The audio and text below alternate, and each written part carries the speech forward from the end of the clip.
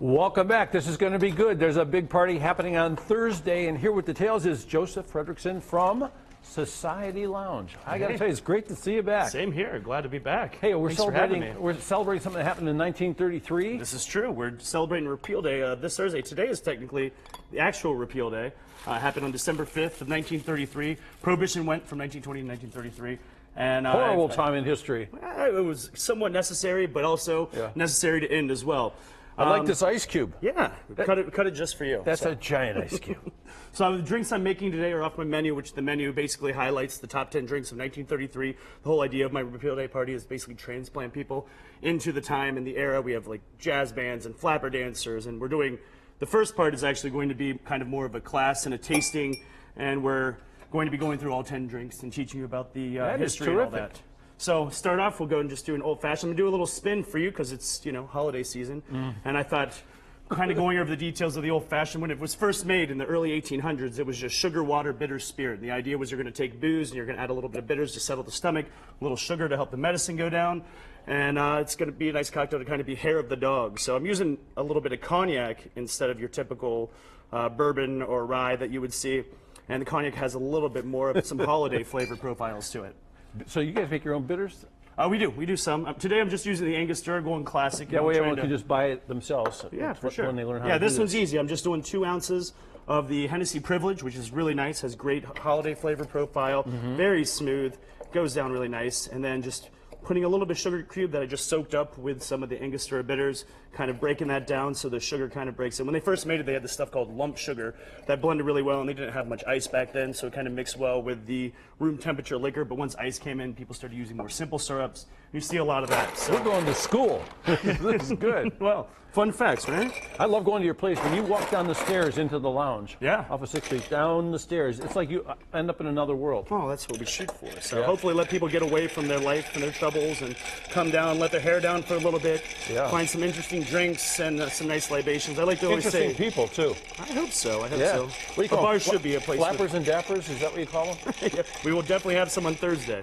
We've got all our little outfits planned out. Actually, I need to shop tomorrow for mine. I'm wondering whether I'll go gloves or no gloves, but but I got some extra drinks for you. So we're doing the old fashioned, which is kind of like the granddaddy of all the cocktails. Originally, it was called the cocktail. It's where the name came from, which there's several interesting stories for that. But I also made a Bronx here and a Gin Ricky. Bronx comes from like the 1930s, so right around when Prohibition ended. And the Gin Ricky was just from like the 1890s. That cocktail is very refreshing. Those of you that want to stick away from the sugars, excellent choice. And it was actually made, like I was reading about it the other day, and they said when it was made it was a really hot summer, and it was super refreshing, and it was almost like its own little air conditioning because nobody had that back then. Right. So kind of fun to think about when you're thinking of different times and eras.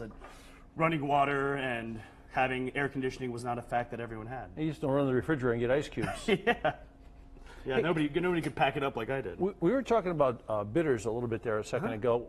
How do you make bitters? What are in bitters? Well, bitters is going to be pretty much, here, see what you think of that. Whoa, look at this. Yeah, your bitters are going to be a strong infusion of botanicals. You got to think of things that give off bitter elements, or usually things that kind of soothe the stomach and have medicinal elements. But then you can add flavorings, and some people do peels and all that. I've got a lot of different ones. So there's tons of books on it and stuff online. So there's a big difference when a professional makes a drink, because I'll tell you what, I could have made this drink and it would have some bite to it. I'll show you. But it's really smooth and sweet. Not sweet, but it's got a great big flavor to it. Yeah, the idea is just, I mean, sugar sometimes is a crutch for some bartenders when they're kind of learning how to kind of hide some errors or mistakes, but really it should be a tool to help basically take the bite off the alcohol or balance out some sour. There's no sparky after in this.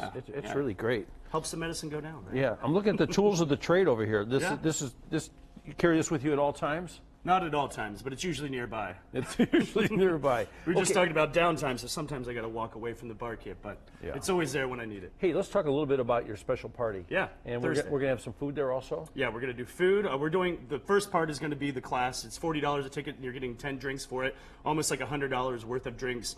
And then we're going to be doing history, how to make it, talking about all the cocktails and walking you through it all. After that, at 8 o'clock is when it opens up to the public. We've got the flapper dancers, we've got the photo booth, we have the actual actor who's going to be our newsie, kind of passing out newspapers and fun. That's great. Hey, so and what time does the class start again? Class starts at 5. So it's more of a tasting than a class, but we will have everyone teaching the history. We'll have little index cards that gives it out, and a little passport. So once you try all 10 cocktails, you get some swag. And that's at for the end. 40 bucks. That's pretty good. Yeah, yeah, And, it's- and parking down there, how do you recommend where should people? Valet on East 4th is always the easiest. They actually discount their parking down to $8 no matter what's going on, which is a good thing to know all the time, because if you're Right. going to a Cavs game and they jack it up, you just go grab a coffee or a drink from me, and it goes down to $8. And how late do you guys stay open?